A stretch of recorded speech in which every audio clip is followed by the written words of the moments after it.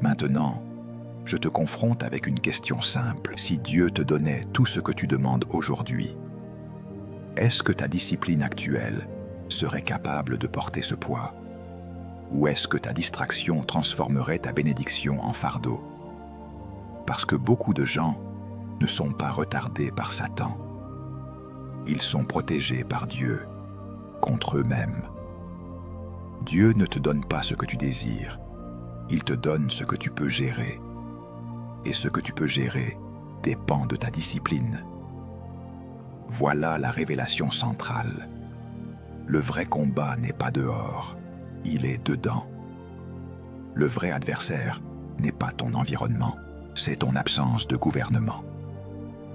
La vraie délivrance n'est pas une séance, c'est une structure. Et tant que tu ne bâtis pas une structure, tu vas confondre la visitation avec la transformation. Tu vas confondre la chair de poule avec la croissance. Tu vas confondre l'émotion avec la maturité.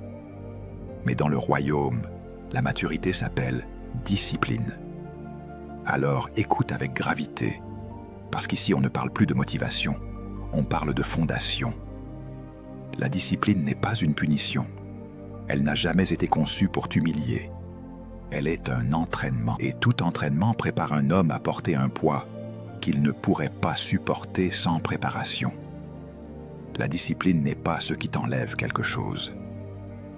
La discipline est ce qui t'équipe pour recevoir davantage. Si tu vois la discipline comme une restriction, c'est parce que tu ne vois pas encore la destinée qu'elle protège. Mais dès que tu comprends que la discipline est une preuve d'amour envers ton futur, ton rapport à l'effort change. Dans le royaume, la discipline est la monnaie de la destinée. Tu ne payes pas ton avenir avec des prières seules. Tu ne payes pas ton appel avec des émotions. Tu le payes avec des choix répétés, souvent invisibles, souvent inconfortables, souvent non applaudis.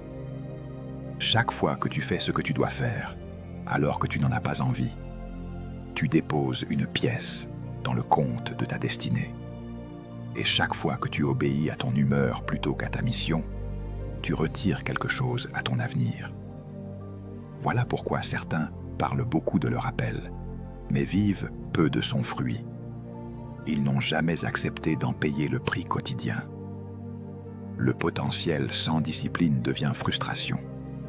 Tu peux être brillant, intelligent, spirituel, inspiré, visionnaire, mais sans discipline, tout cela devient un poids intérieur.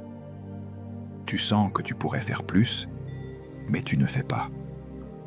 Tu sais que tu es appelé à plus, mais tu restes au même endroit. Et cette tension entre ce que tu portes et ce que tu pratiques s'appelle la frustration. Ce n'est pas un démon, c'est un potentiel non structuré. Dieu ne te frustre pas. La frustration est le signal que ta capacité a dépassé ta discipline. L'inspiration sans discipline devient illusion. Tu peux être touché, ému, bouleversé, secoué. Mais si tu ne traduis pas l'inspiration en système, elle s'évapore. Beaucoup de gens vivent d'instants spirituels, mais meurent de désordre quotidien. Ils aiment les moments forts, mais évitent les routines fortes. Ils aiment être visités, mais refusent d'être gouvernés. Et alors, ils confondent la visitation avec l'évolution. Mais l'inspiration est une étincelle. Sans discipline, elle ne devient jamais un feu durable. La prière sans discipline devient inefficace. Non pas parce que Dieu n'écoute pas, mais parce que toi, tu ne soutiens pas ce que tu demandes. Tu pries pour la clarté, mais tu refuses le silence. Tu pries pour la force, mais tu refuses la constance. Tu pries pour la direction, mais tu refuses l'ordre. Et tu t'étonnes de ne pas voir de changement durable. La prière n'a jamais été conçue pour remplacer la discipline.